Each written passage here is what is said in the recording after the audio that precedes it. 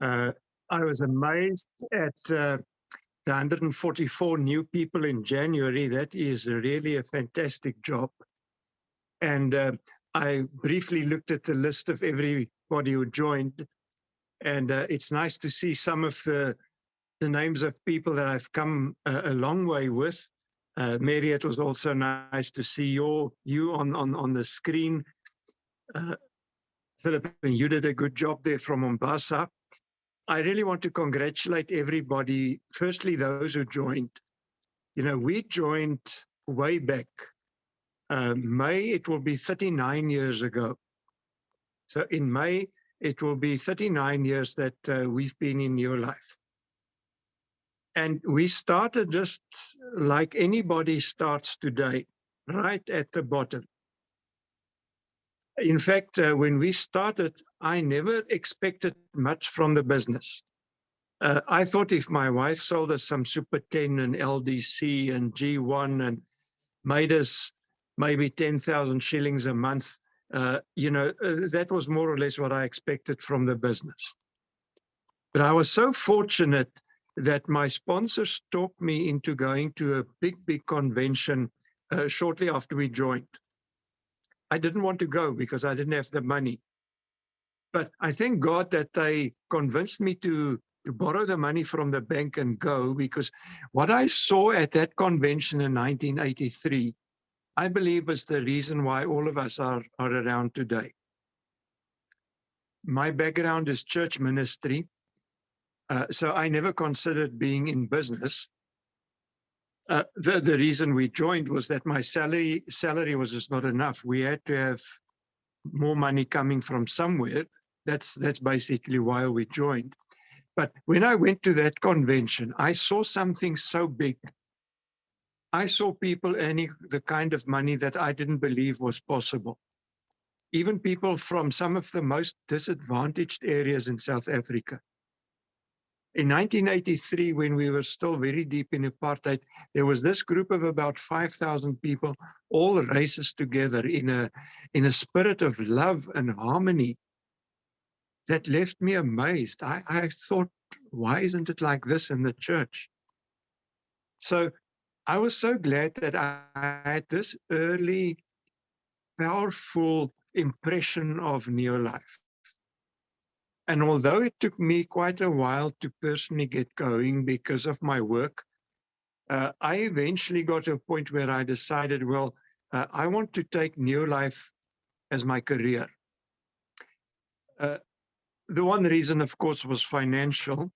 The other reason that I'd always had the dream of being financially independent and not having to work for a salary, even working for the church. Because, you know, when you work for a salary, you're controlled. You've got to do what the people who pay you expect you to do. And as a young man at that stage, I wasn't always ready or prepared to do some of the things that I was, in a sense, forced to do. And then I realized that Neo-Life could free me from that. And today, or probably for the last 35 years, I have been my own boss. I'm still involved in the church, but nobody has to pay me. And I work when I want to, not when I have to. And then we've had so many benefits from the business. I don't want to go into that this evening. I just want to join in what Judy said, that you've got to be a long-termer in this business, because for me, some of the best growth in my business really only started in 1996. Now, remember, we joined in 83.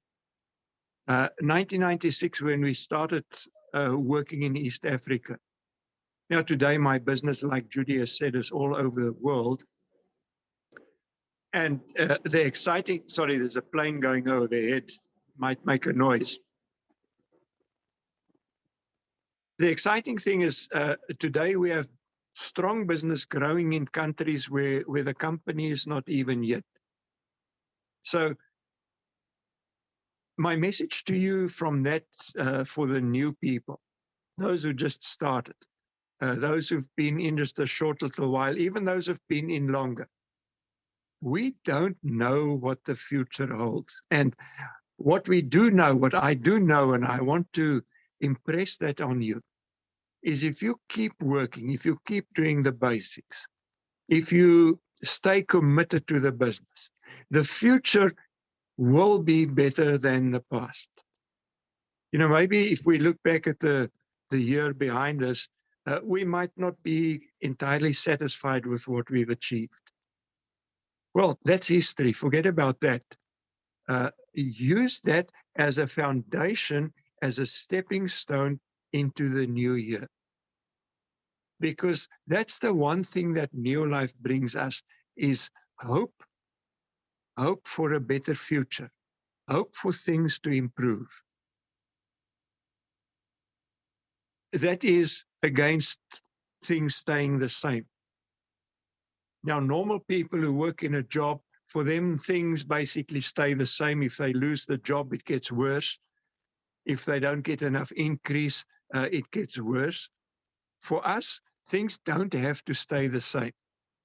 If you feel you've not achieved what you wanted to last year, go and achieve it this year. It's a new opportunity. It's a new year.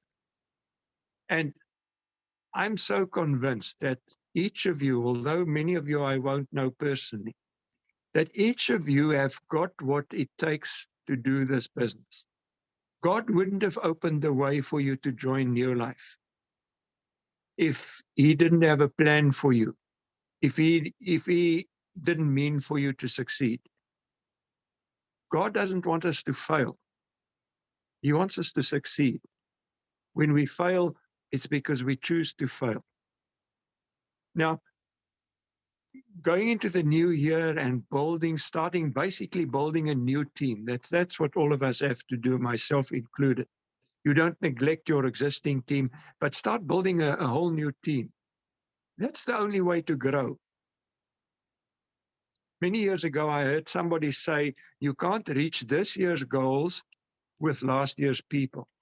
And that is so true. We've got to build new, get new people in. I'll come back to that in a while. Is that easy? No. But as John Maxwell, the famous leadership guru, always says, success is uphill. Success is uphill. But he also says we can't go uphill with downhill habits.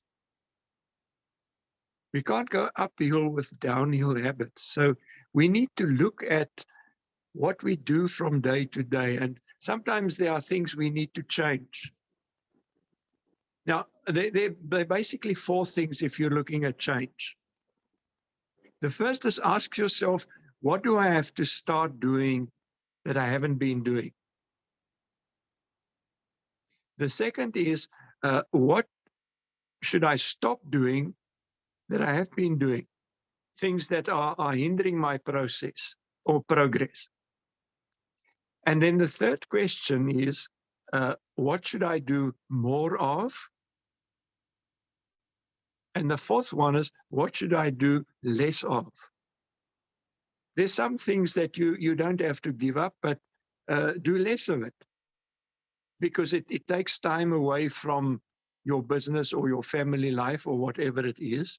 There's some things that we need to do more of. And I suspect most of us need to do more of the basics, more often on a regular basis. So success is not without sacrifice. But sacrifice in itself is not a bad thing. You know what sacrifice means? It's giving up something of a lesser value so that in time you can achieve something of a higher value. I don't know you in Kenya, but in South Africa, we've got these soap operas on the TV. I personally hate them. I never watch them. But there are some people who are addicted to that. They'll spend hours sitting in front of the TV, looking at other people fight it out in the soapies. Now, I'm not saying never, if you do look at things like that, never do it, but maybe you should do less of it. Maybe that's a habit you should break altogether. Now, that's just an example. I just wanted to make the point. But for things to change, we have to change. We have to change what we do. We have to change, doing new things, doing things differently, doing things better. Now, what I want to, and I'm not going to take long because I know you've been on the call for quite a while. What I just want to remind you of is that we won't work without sufficient motivation. Excuse me.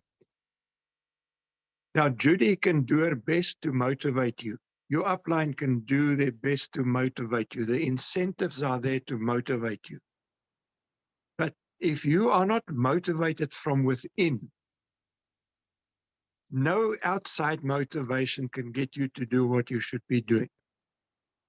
Now, what is that motivation? That motivation is your dreams you have of the life you want.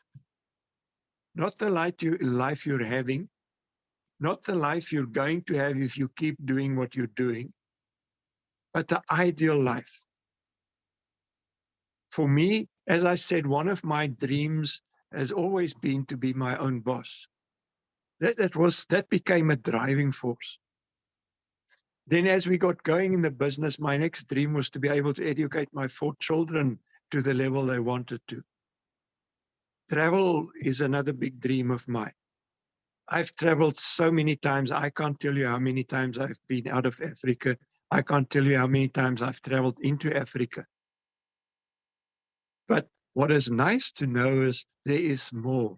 There's always something to look forward to. In fact, God willing, I'll be in Nairobi and in Uganda in March. I should be in Nairobi from the 24th to the 27th of March. And what is planned on the 25th is a whole day director workshop. And I really want to encourage all directors to attend that. What is going to happen there is going to be more than the normal business training. There will be some business training, but the most important part of success in our business is you and me. And most of the training will be about you and me. We talk about personal growth as one of the daily success habits. That is where the main focus will be. On the Saturday, the 26th, the planning is to do some business presentations, maybe even 2. But Paul will give you the details of that. But, you know, I'm so looking forward to that trip, although I've been to Kenya more than 70 times probably. It's still traveling even to East Africa. Well, not even to East Africa. Traveling to East Africa for me is a joy. May, if COVID allows, we'll be going to Prague. Later on in the year, probably another international trip. You see, there's always something to look forward to. But if you don't have the motivation to get you to take the first step after you join, and then the next step, and then the next step, and then the next step, somewhere you'll stop and you'll fall short of all the good things that New Life will offer you. And that motivation are the things that you may never have outside of New Life, but the things you'd like to have. If you haven't done that recently, go and write down at least 5, if not 10 things that you would really love to see in your life in the next 5 to 10 years. And don't make the mistake of thinking in terms of what you think is possible, because New Life makes more possible than we can think. I never could think that we'd have what we have today. I never could imagine that I'd be traveling so much that I can't even remember how many times. I'm talking of overseas. So New Life has the possibility, as we keep stepping, of giving us more and more and more. But we will only keep stepping, we will only persevere, especially when things are tough, if the motivation is strong. And that motivation is an inside job. But then the next thing is to have definite goals. You see, we cannot reach a far destination in one big jump. Like my one goal in coming there in March apart from all the other preparations so far, was I was at the travel agent today to pay for my plane tickets. So there are many steps that I still have to take before I get there. And that is how we reach any far goal. And the beautiful thing is that the New Life marketing plan give us small steps, small goals that if we keep reaching our next step, that is how we will get financially free. That's how we will get the lifestyle that we now may only dream of. So a distributor manager is your next step. Senior manager, executive manager, director, and so on. So one of the key goals is to always be taking your next step. And one of the key activity goals to reach that is in sponsoring.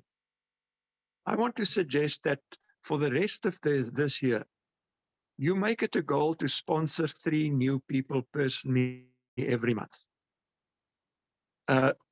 Some months you may sponsor more. I'm not keen on sponsoring too many. I'll tell you why in a moment. But if we don't bring in new people, the next thing cannot happen. And the next thing is that those new people should be helped and shown so that they start upgrading to manager and senior manager and so on.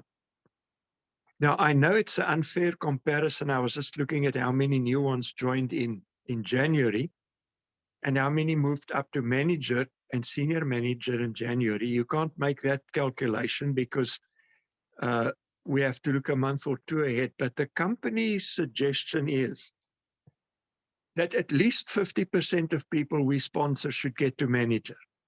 At least 50%. Now, mostly we fall far below that target.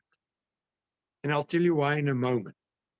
Then the suggestion is that at least 20% should move up to senior manager, and 10% to executive manager, and 3%, only 3%, if more would be better, but 3% to director. But I promise you, if we look at the stats in our back office, we'll see that our upgrading is probably not good enough. You see, it's one thing getting in thousands of people, and at the end of the year, very few of them are actually doing anything. Then we've actually just spoiled the opportunity for them and for future people in the business, because everybody who joins the business and goes nowhere with it is going to be bad-mouthing the business afterwards. So what does that require? That really means that we've got to work very definitely, closely, and with great commitment with the new people we sponsor. Remember, when somebody is new, they may not have the confidence to do anything. They don't know what to do, and what they do may be wrong. So they're going to battle to even start. They might battle to get good results. And what is that going to do? That is going to discourage them if they're left on their own. Really, folks, and that's why I said, don't sponsor too many personally. You've got to work with people to help them sponsor, to help them have customers, so that they can see something happening in their business. Don't tell them how to go and do it. Show them, work with them. On-the-job training, not classroom training. That's all right. That should be there. But that's definitely not enough. Now, I don't want to talk about that too long because time is running out. I just want to impress on you that it is so important. Think of a new person. I've said that often. Think of the new person you've sponsored as if they're a newborn baby. If that baby is neglected, it's going to die. If we neglect our new people, we don't do for them what we do for a baby in a sense. We are really being cruel. I'm very serious about that. So just don't look at the sponsoring figures. Of the 144 new people in January, Imagine if 50% of them became managers in February. That's 72 new managers. And let's say they do it the marketing plan way. They each do 500 points. Let me just quickly have a look here. That's 36,000 points. If the 144 new people, if 50% of them stepped up to manager in February. Isn't that a goal worth working for if we want to grow the business?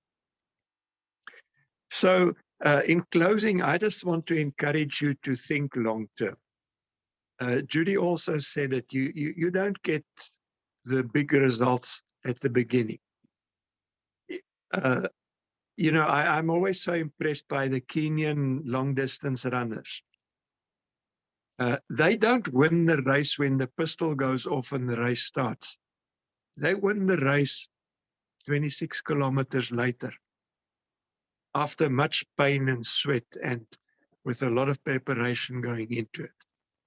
You don't get to world team or PT or, or beyond that in a year or two. A child doesn't go to school this year and at the end of the year they've gone through all 12 years of schooling. It doesn't work like that. So be kind to yourself, be patient to yourself, and realize it's a process. But stay in the process. Stay in the process. Keep doing the basics.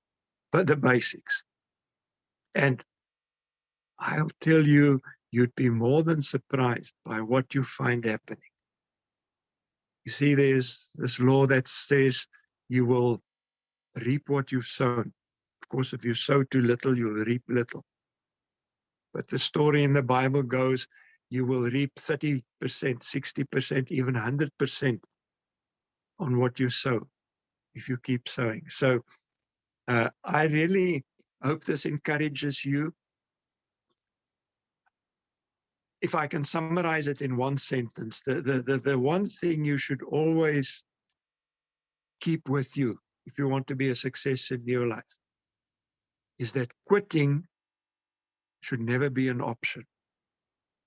Quitting should never be an option, because when you quit, you've lost.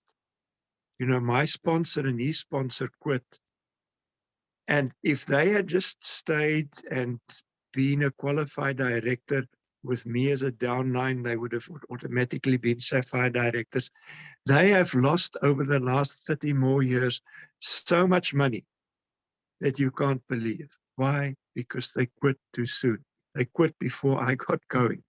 I was the only one who was going to do anything in their downline.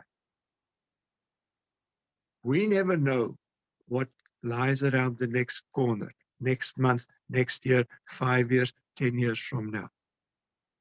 So quitting should never be an option.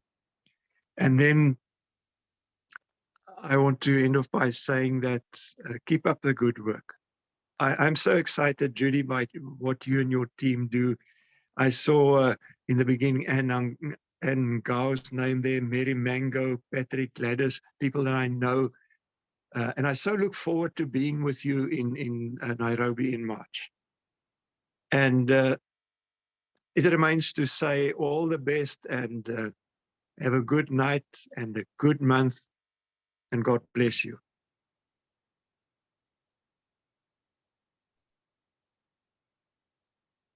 Thank you so much, Mike. Good night. Good night. Thank you, Judy, and go well. God bless. Good night, everyone.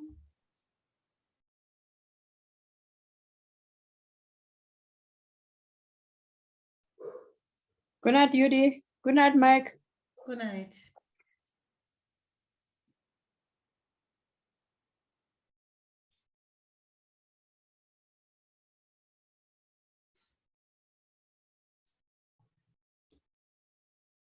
Good night, everyone.